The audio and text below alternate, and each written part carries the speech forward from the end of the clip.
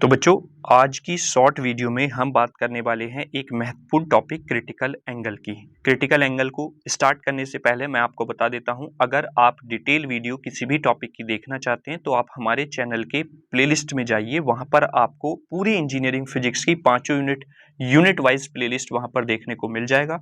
आप उस प्लेलिस्ट में जाइए और वहां पर डिटेल में उस टॉपिक को पढ़ सकते हैं।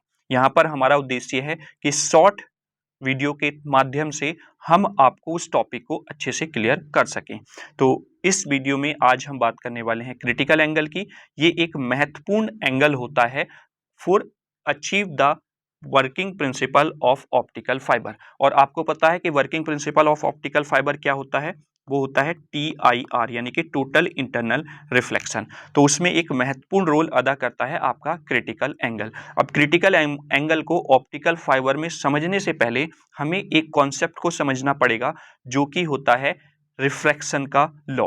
रिफ्रैक्शन का लॉ क्या कहता है? उसके लिए हम सबसे पहले एक नॉर्मल लाइन और एक मीडियम के बीच का जो सेपरेशन है उसकी लाइन हम ड्रॉ कर लेते हैं। सपोज हमने माना कि इस मीडियम के नीचे जो रिफ्रैक्टिव इंडेक्स है वो आपका N0 है और इस मीडियम के ऊपर जो रिफ्रैक्टिव इंडेक्स है वो N1 है। मतलब इस लाइन के नीचे जो मीडियम है वो N0 रिफ्रैक्टिव इंडेक्स का है और इस लाइन के ऊपर जो मीडियम है उसका रिफ्रैक्टिव इंडेक्स N1 है। ऐसे ही सिचुएशन हम आगे भी ले लेते हैं।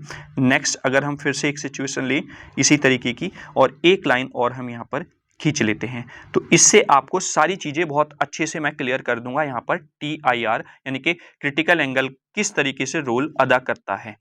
तो इसके लिए हम पहले एक नॉर्मल लाइन खींच लेते हैं, क्योंकि लॉ ऑफ रिफ्रैक्शन या फिर लॉ ऑफ रिफ्लेक्शन को समझने के लिए आपका नॉर्मल लाइन का कॉन्सेप्ट आपको समझ में आना जरूरी है, क्योंकि वहीं से आप एंगल ऑफ इंसिडेंस और एंगल ऑफ रिफ्रैक्शन को मेजर करते हैं। ठीक है, तो ये आपकी सिचुएशन हो गई है। अब हम बात कर लेते हैं नेक्स्ट अगर हम बात करें यहाँ पर, तो मैं इसका कलर चेंज कर लेता हूं, जो लाइट रे आप यहाँ पर इंसिडेंट करेंगे। ठीक है, चलिए तो मैं यहाँ पर बात करता हूं।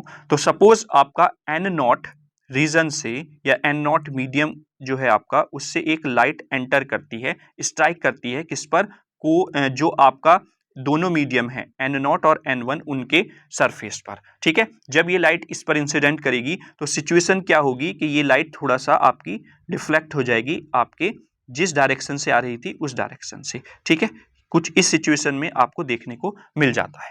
तो ये आपको कॉन्सेप्ट क्लियर होगा एंगल ऑफ रिफ्रैक्शन का। तो अगर मैं यहां पर बात करूं तो ये जो एंगल है नॉर्मल लाइन से, इसको आप नाम देते हैं एंगल ऑफ इंसिडेंस। और ये जो एंगल है जिस पर आपकी लाइट दूसरे मीडियम में गई है उसको आप बोलते हैं एंगल ऑफ रिफ्रैक्शन। और ये आपकी क्या होती है? ये है आपकी नॉर्मल लाइन। ठीक है, ये मैं लिख देता हूं नॉर्मल लाइन। ये है आपकी नॉर्मल लाइन।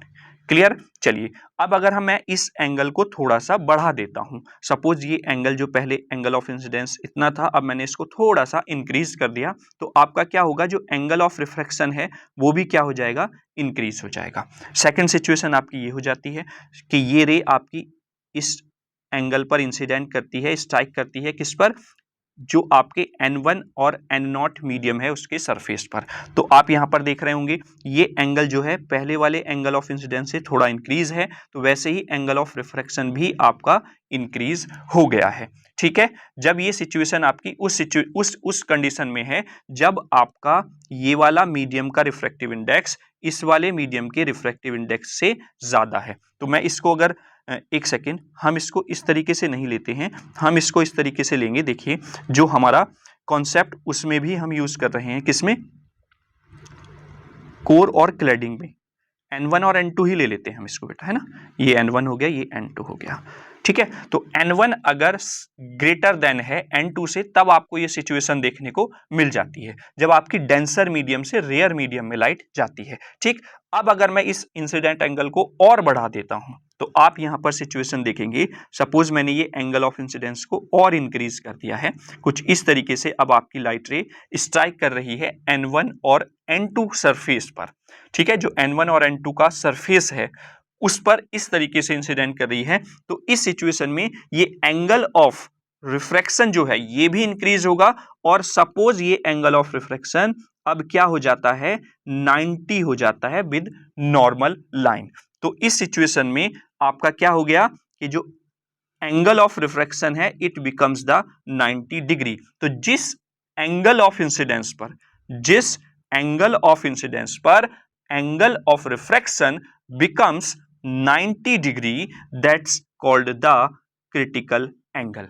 जिस एंगल पर आपका, जिस इंसिडेंट एंगल पर आपका एंगल ऑफ रिफ्रैक्शन कितना हो जाए बेटा, 90 डिग्री हो जाए, तो वो आपका क्रिटिकल एंगल कहलाता है। ठीक है, ये एंगल ऑफ इंसिडेंस है, एंगल ऑफ इंसिडेंस। एक सेकेंड मैं इसको लिख देता हूं, angle of incidence, angle of refraction, angle of incidence, angle of refraction, angle of incidence, angle of refraction.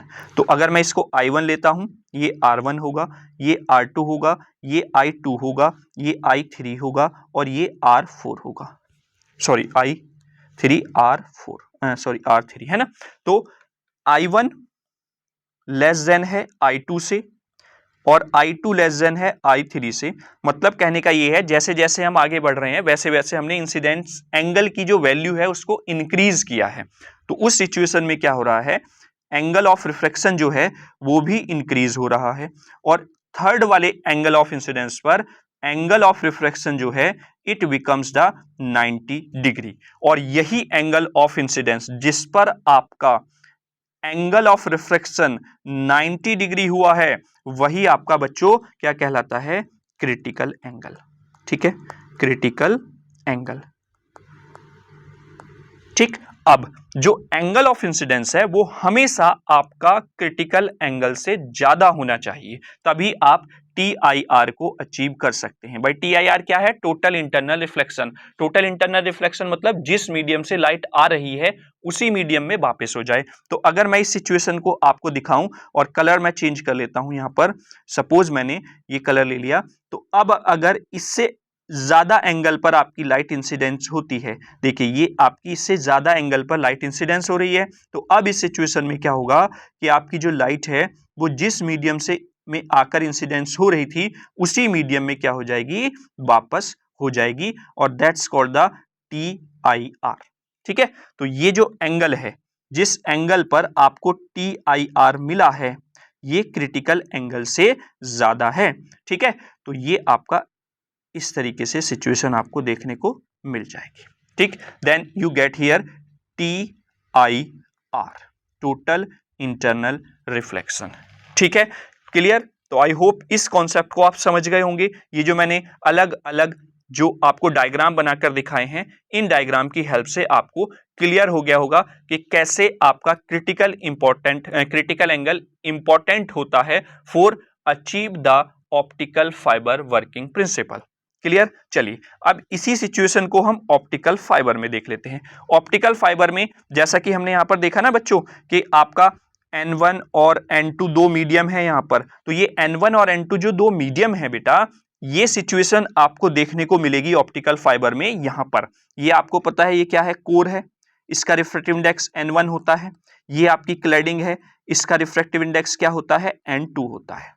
ठीक है, और हमें यह भी सिचुएशन पता है कि N1 का refractive index slightly greater than होना चाहिए N2 के रिफ्रैक्टिव इंडेक्स से, तभी आपको TIR भी मिल सकता है। तो इस सिचुएशन में अगर हम ध्यान दें तो अगर मैं यहां पर लाइट इंसिडेंट करता हूं बेटा, तो लाइट आपकी यहां पर इंसिडेंस होगी, ठीक है, और आगे जाकर कोर में स्ट्राइक करेगी, कोर और क्लैडिंग के सरफेस पर। तो सिचुएशन क्या हो सकती है, देखिए अगर ये, पहले मैं नॉर्मल लाइन यहां पर ड्रॉ कर लेता हूं बेटा, एक नॉर्मल लाइन मैंने यहां पर ड्रॉ कर ली, ठीक है, और सपोज हमारी जो ये लाइट रे है ये स्ट्राइक की यहां पर आकर, ठीक है, क्लियर हुआ। तो अगर ये एंगल ऑफ इंसिडेंस कहां पर, यहां पर, ये जो कोर में इंसिडेंस हो रही है, कोर और क्लैडिंग के सरफेस पर, अगर ये angle of incidence critical angle से कम है, तो उस सिचुएशन में क्या होगा, ये मेरी बातों पर आप ध्यान देंगे। उस सिचुएशन में आपकी जो लाइट रे है वो कहां पर चली जाएगी, वो चली जाएगी क्लैडिंग में, और जो लाइट क्लैडिंग में चली गई वो क्या हो गई है, लॉस्ट हो गई है। ये आपकी लाइट रे यहां से आई है, फिर आपकी कोर में एंटर की, फिर कोर और क्लैडिंग के सरफेस पर स्ट्राइक किया, और स्ट्राइक करने के बाद ये सिचुएशन आपको देखने को मिल गई है। ठीक है, तो अगर ये एंगल ऑफ इंसिडेंस यहां पर, ये जो मैं इस वाले एंगल ऑफ इंसिडेंस की बात कर रहा हूं, ये वाला, ये अगर क्रिटिकल एंगल से छोटा है तब आपको ये सिचुएशन देखने को मिल जाएगी। अगर यही angle of incidence critical angle से ज्यादा हो जाए तब आपकी सिचुएशन क्या होगी, तब आपको देखिए मैं इसको वापस करता हूं, है ना, ऐसे, तब आपको क्या देखने को मिलेगा, तब आपको सिचुएशन देखने को मिलेगी कि जो आपकी लाइट रे है वो इसी मीडियम में वापस हो जाएगी, ऐसे, ठीक है। तो ये लाइट रे आई यहां से ऐसे, फिर ये इसने कोर में एंटर किया, फिर कोर में एंटर करने के बाद जैसे ही ये कोर और क्लैडिंग के सरफेस पर टकराई तो ये वापस हो गई उसी मीडियम में, ठीक है। और यही आपका TIR कहलाता है। और ये सिचुएशन कब होगी, जब ये एंगल ऑफ इंसिडेंस, अगर मैं इस एंगल ऑफ इंसिडेंस को क्या नाम देता हूं, आई नाम देता हूं, तो अगर ये आई जो है, आई जो एंगल है वो अगर ग्रेटर देन है किससे, क्रिटिकल एंगल से, क्रिटिकल एंगल की वैल्यू से, देन यू गेट TIR। और यही आपका कॉन्सेप्ट क्या है, TIR, यानी कि जिस मीडियम में आपकी लाइट रे आई, किसमें आई, कोर में, उसी में वापस हो गई। और यही आपको करना होता है ऑप्टिकल फाइबर में, मतलब जिस मीडियम में आपकी लाइट एंटर की है यानी कि कोर में, उसी में आपकी लाइट रे ट्रेवल करे, तब आपका ऑप्टिकल फाइबर अपने सिग्नल को ट्रांसमीटर यानी कि ट्रांसमिटिंग एंड से रिसीविंग एंड तक सक्सेसफुली पहुंचा पाता है, ठीक है। तो आई होप आपको समझ में आ गया होगा TIR का कॉन्सेप्ट, यानी कि क्रिटिकल एंगल की जो इंपॉर्टेंस है for achieve the TIR, total internal reflection. ये आपका ऑप्टिकल फाइबर में सिनेरियो हो गया। और इससे पहले जो हमने यहाँ पर डिटेल में बात की है उससे आपको पूरा कॉन्सेप्ट क्लियर हो गया होगा कि किस तरीके से आपकी लाइट रे एक मीडियम से दूसरे मीडियम में जाते हुए क्या होती है, एंगल के हिसाब से रिफ्रैक्ट होती है या रिफ्लेक्ट होती है, या फिर TIR देखने को मिलता है। क्लियर? तो आई होप आपको ये कॉन्सेप्ट क्लियर हो गया होगा। डिटेल वीडियोस के लिए आप हमारे प्लेलिस्ट में जाइए, प्लेलिस्ट में जाकर पर्टिकुलर यूनिट की प्लेलिस्ट बनी हुई है, वहां पर जाकर आप किसी भी टॉपिक को डिटेल में पढ़ सकते हैं। कोई भी प्रॉब्लम है आप कमेंट बॉक्स में कमेंट कर दीजिए। तब तक के लिए अब हम नेक्स्ट टॉपिक के साथ आपको मिलेंगे, तब तक के लिए जय हिंद, जय भारत।